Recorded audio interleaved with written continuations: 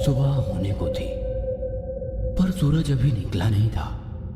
Truck की driving seat पर बेहोशी की हालत में पड़े सखाराम को थोड़ा होश आया। मतलब किसी ने मुंह पर पानी मारकर जैसे उसे उठाया था। उसका ट्रक सड़क छोड़कर एक वीरान से घास के मैदान पर खड़ा था। वह ट्रक से नीचे उतरकर हैरान परेशान होकर चारों ओर देखने लगा। तभी पीछे कुछ दूरी पर उसे लोगों की भीड़ दिखी, जिसमें से कुछ लोग जमीन पर कुछ निहारते हुए आपस में बातें कर रहे थे। थोड़ा हैरान होकर वो भीड़ से लोगों को हटाते हुए अंदर जाने लगा।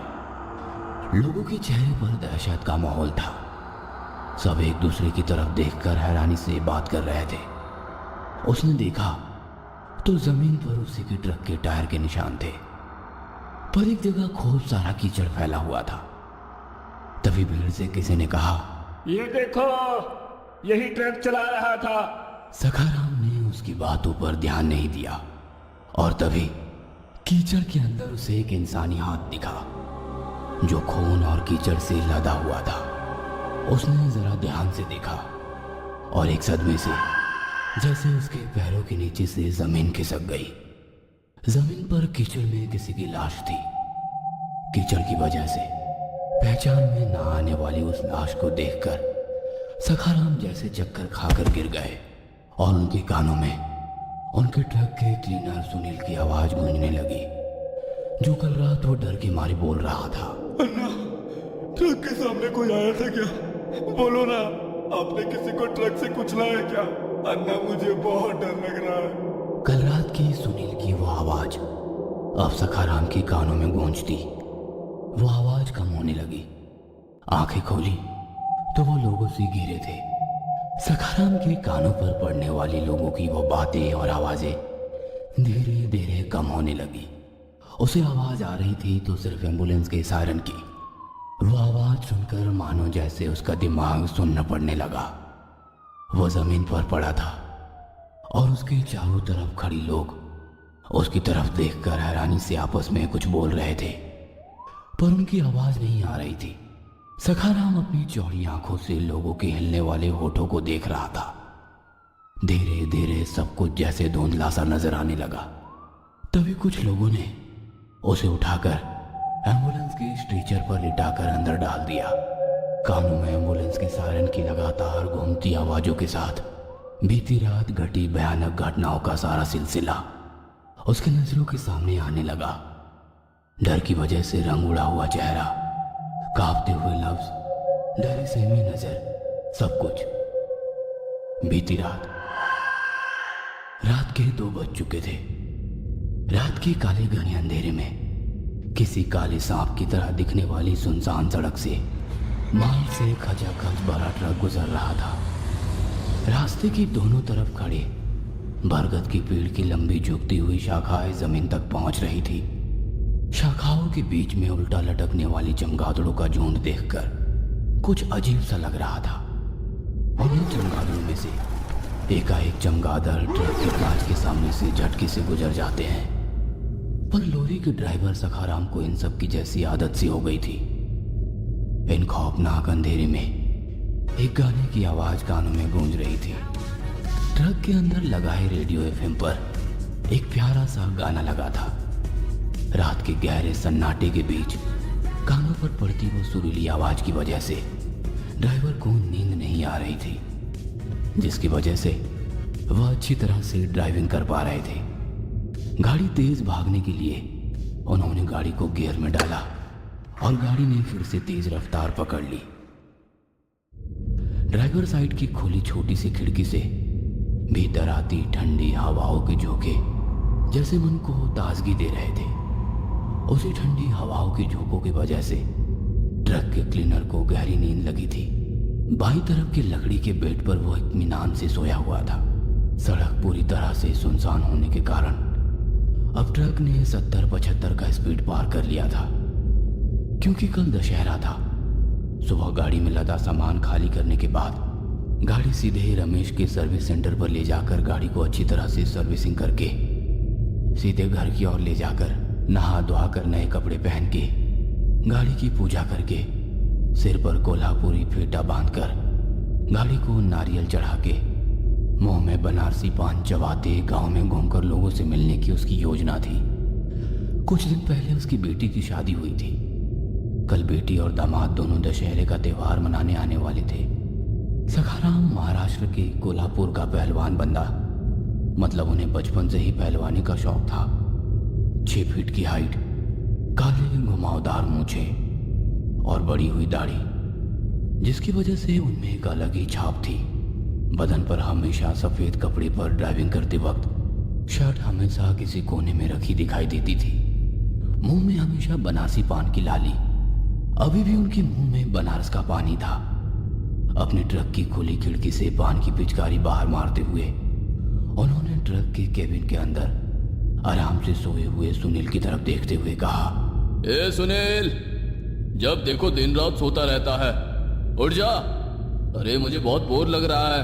कहाँ सोया हूँ, सिर्फ आंखें बंद करके लेटा हुआ हूँ। आपकी सुरीली आवाज और साथ ही रेडियो में चलते गानों की वजह से कभी नींद आई है क्या? क्यों बे, मेरी आवाज की तारीफ कर रहा है या ताने दे रहा है? ताना? और आपको मेरी इतनी औकात? मैं तो बस सच्चाई बता रहा था कि आपकी आवाज जैसी पूरी रेडियो पर किसी की नहीं। अपनी तारीफ सुनकर सखाराम के चेहरे पर एक अजीब सी चमक आई, पर सुनील का सर उनकी भद्दी आवाज से फटा जा रहा था। आवाज बंद करने के लिए सुनील ने दोबारा से एक पान बनाया और सखाराम को दे दिया।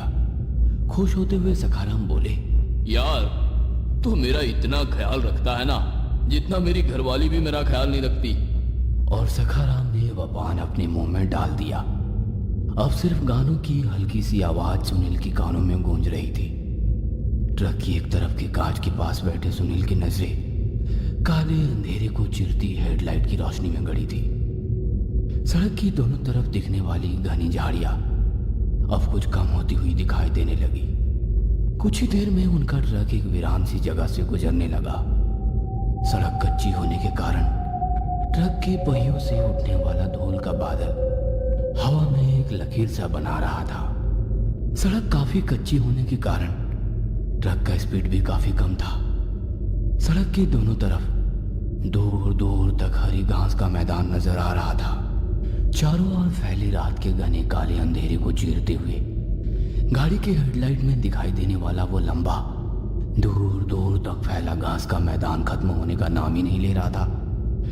कहीं भी इंसानों की बस्ती नजर नहीं आ रही थी और ना ही कोई और रोशनी दिखाई दे रही थी। दोनों बातों में खो गए थे, हंसते खिलखिलाते मजाक मस्ती करते हुए दोनों का सफर अच्छे से कट रहा था।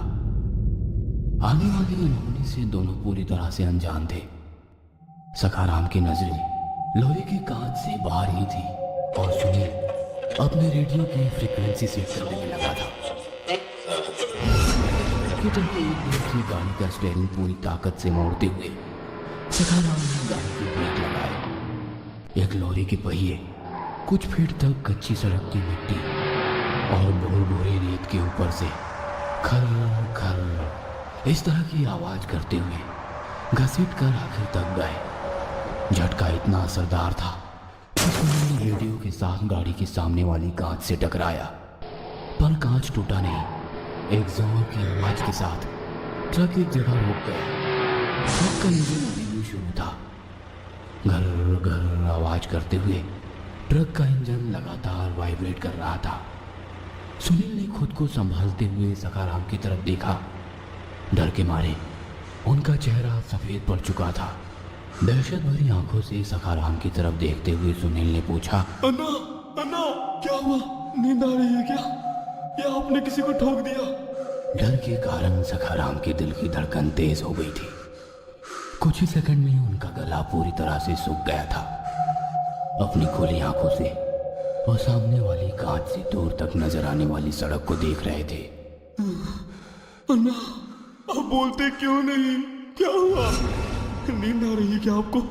अगर नींद आ रही है तो कुछ देर आराम कर लीजिए। दोबारा सुनील ने उनकी तरफ देखते हुए कहा। सुनील की आवाज सुनकर सखाराम एकदम से होश में आ गए। कांपती हुई आवाज में सखाराम ने कहा, नींद नहीं आ रही, लेकिन शायद हमने किसी को ठोक दिया है। ठोक दिया? तो ट्रक क्यों रोका? जल्दी शुरू करो और भागो यहाँ से। अगर पकड़े गए तो मुसीबत होगी। नहीं, अगर वो इंसान जिंदा होगा तो। कहते हुए ट्रक के सामने वाली हेडलाइट वैसे ही शुरू रखकर सखाराम नीचे उतरे। सुनील भी दूसरी तरफ से नीचे उतर गया। दोनों ही एक के बाद एक ट्रक के पहिए देखने शुरू कर दिए। कच्ची सड़क होने के कारण धूल मिट्टी का एक गुब्बार उनके ट्रक के आसपास तैयार हो गया, जिसके कारण कुछ भी साफ साफ नजर नहीं आ रहा था। मोबाइल का टॉर्च ऑन करते हुए दोनों ट्रक की पहियों को देखने लगे, पर कुछ भी नहीं था। ना किसी का खून, ना वैसा कोई निशान नजर आ रहा था। ट्रक के पहिए पूरी तरह से सूखे थे। इसका मतलब कोई हादसा नहीं हुआ था। अन्ना, शायद आपको नींद आ रही है। जरूर कुछ वहम हुआ है आपको। कुछ देर आराम कर लीजिए। सुनील की बातें सुनकर सखाराम चुपचाप खड़ा रहा। उसने साफ साफ किसी को ट्रक के सामने से दौड़ते हुए जाते देखा था। एक सफेद आकृति, इंसान जैसे दिखने वाली, पलक झपकते ही ट्रक के सामने से गुजरी। सखाराम के दिमाग में एक ही बात लगातार घूम रही थी। आखिर वो क्या था?